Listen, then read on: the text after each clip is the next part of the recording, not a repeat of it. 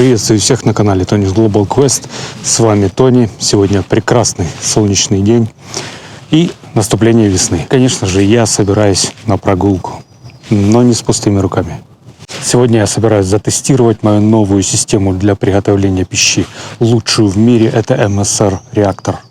Ее еще называют снеготопилкой, но об этом чуть позже. Напоминаю, вы на канале Tony's Global Quest. Здесь самые лучшие обзоры на самую лучшую снарягу в мире. Поэтому подписывайтесь на канал, ставьте лайк, и мы продолжаем.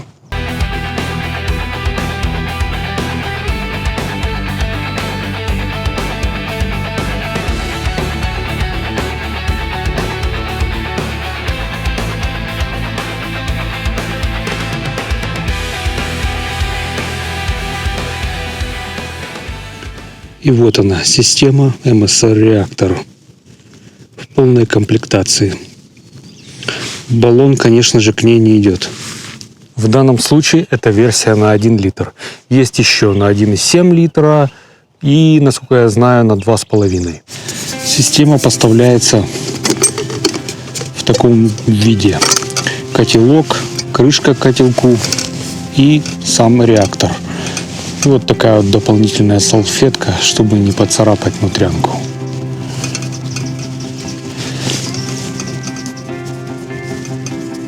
Выглядит это все, конечно, очень круто.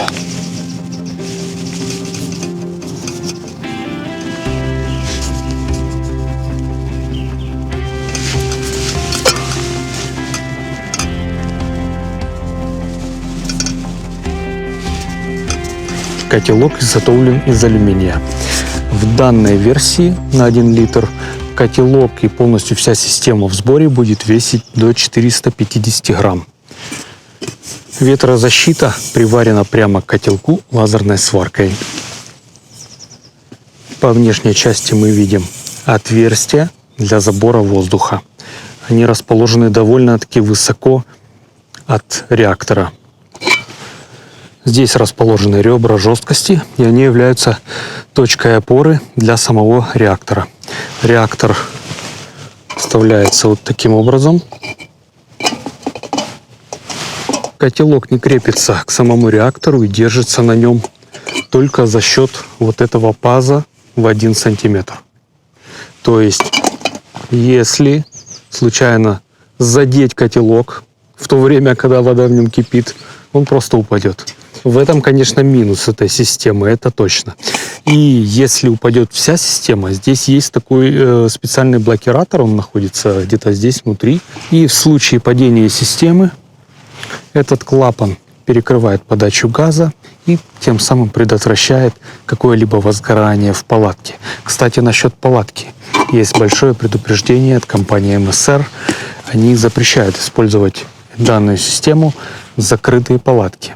Почему? Чтобы не угореть. По их исследованиям, данный реактор выделяет очень много угарного газа, поэтому использование в закрытой палатке или помещении строго запрещено. И они дают об этом знать. Здесь прямо на котелке наклейка большая с предупреждением, которую я сорвал. То есть мне достаточно знать эту информацию. И на самом реакторе была изначально здесь бирка с предупреждением.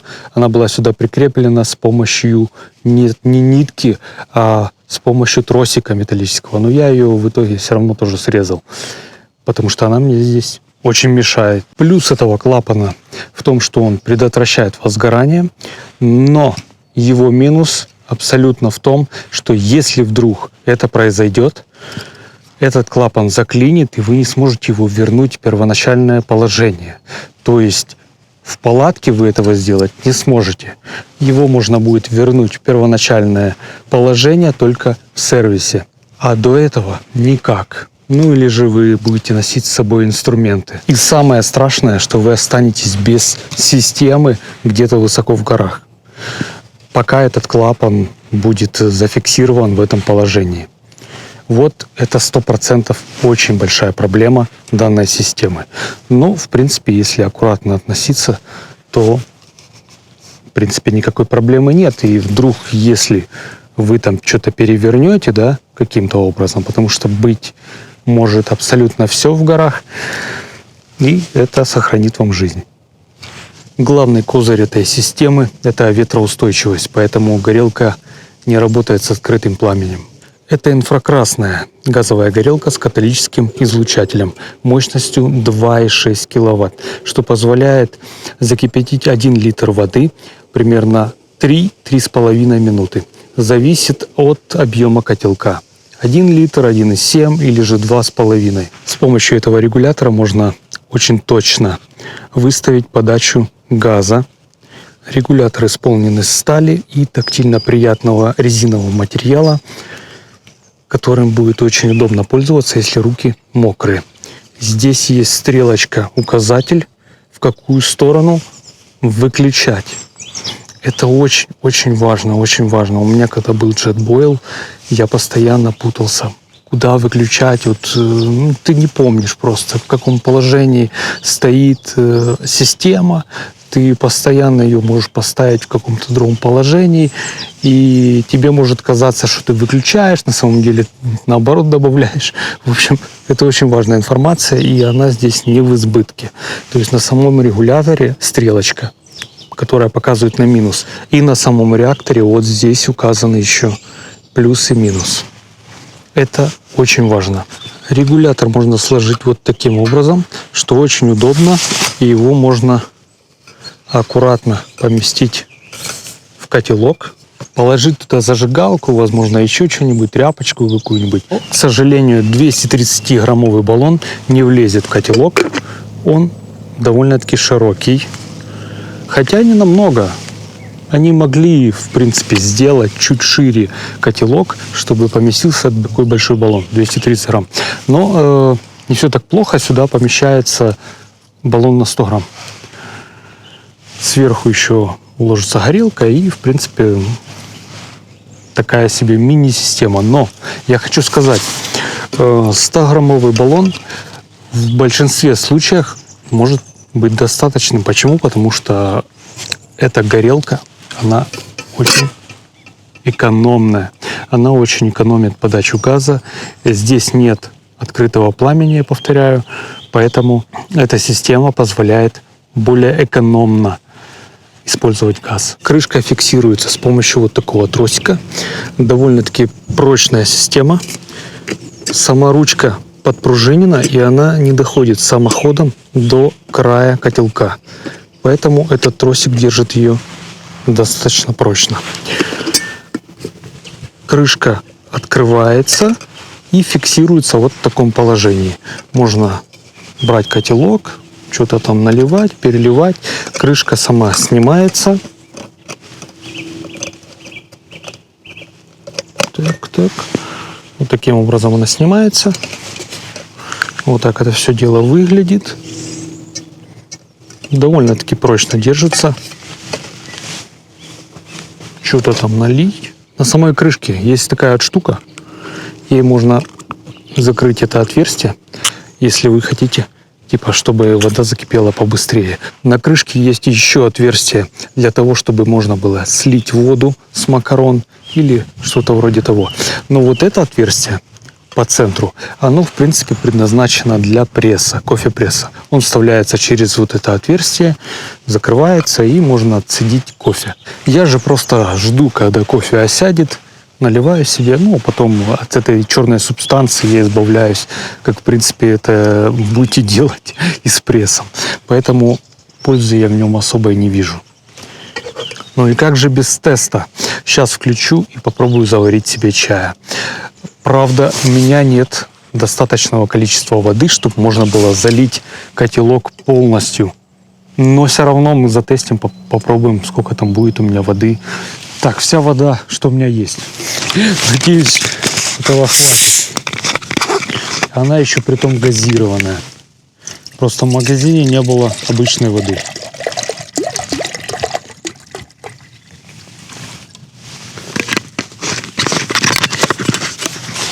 Так, сушит сегодня.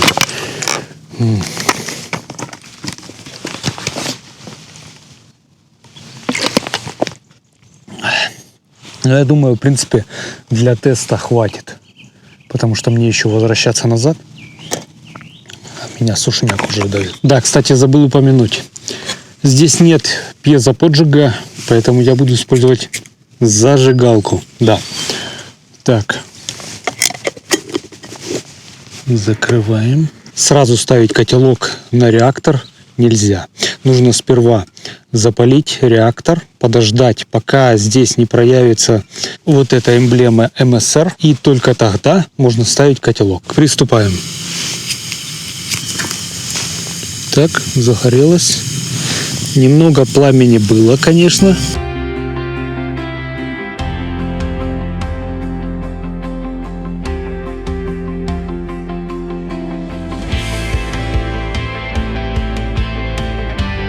Все, вот теперь видна эта эмблема, если видите ее.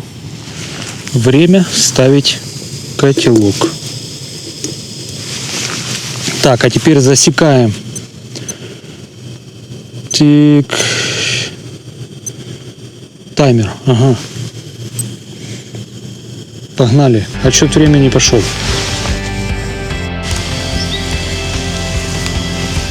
Через прорези такие красные вспышки. Действительно реактор.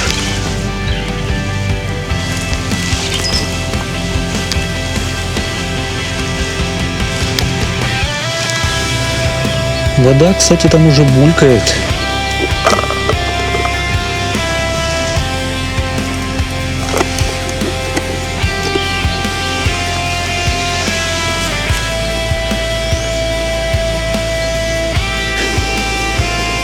Закипает. Все, закипело. 7:44.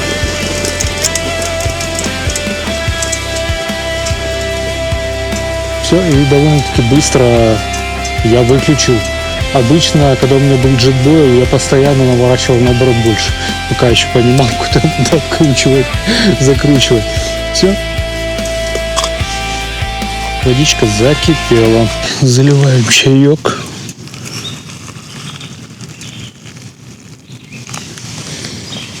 Крышечкой я как раз накрою. Подводим итог. Это количество воды закипело ровно за 2 минуты 56 секунд.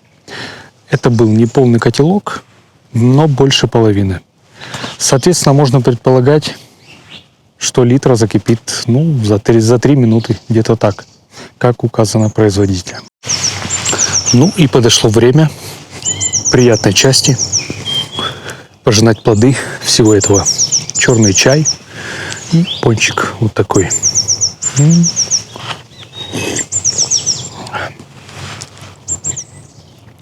Вот для этого и нужна такая хорошая снаряга, чтобы радоваться вот этому всему.